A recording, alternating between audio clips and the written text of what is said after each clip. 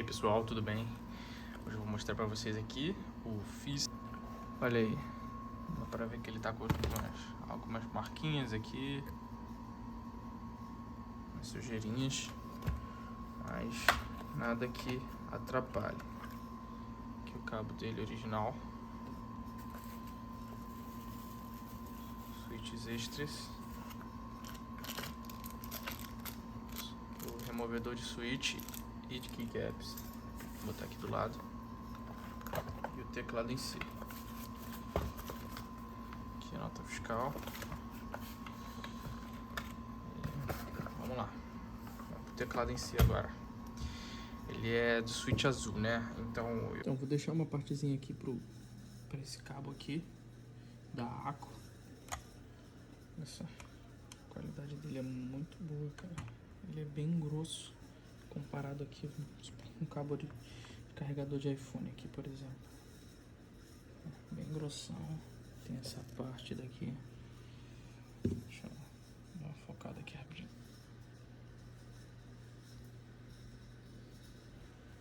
Aqui, ó. E ele é feita a ligação desse jeito aqui, ó. Bacana. Então dá pra fazer aí outros tipos de...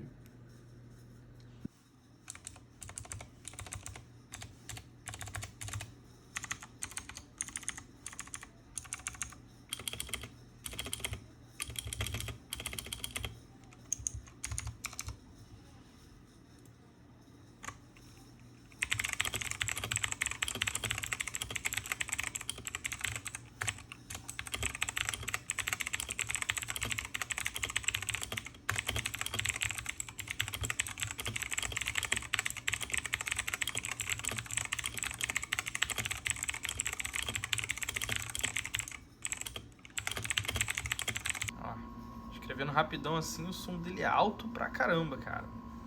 Vou te falar a verdade, viu? Agora vamos ver jogando, né? Vamos simular aqui um game. Vamos simular aqui um CSzinho. Nossa senhora. É bem alto. É bem alto mesmo. Um LOLzinho aqui, ó. O som dele não é muito chato. Não é muito chato, ele é até que legalzinho, agradável, dá pra... Ó. Estabilizadores bons.